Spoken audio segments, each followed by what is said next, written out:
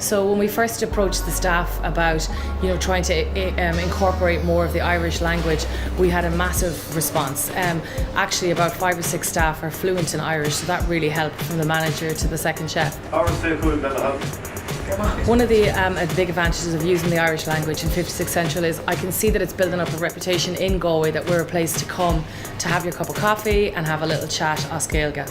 I've noticed myself when I use the couple of focal with the customers, I often get a double take. If I say to them, Gormagat, they're slán, they'll take a double take and look back at me and say, a response in Irish back to me. So this is increasing the engagement between me and the customers, and more often than not, it's encouraging them to come back.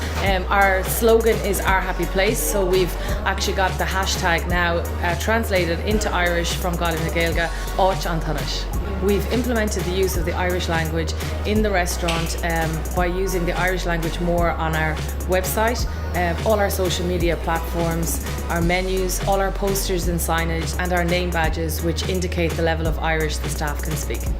And this, I believe, adds to the atmosphere in 56 Central because everyone engages with each other and then starts to make more of an effort to speak the Irish language.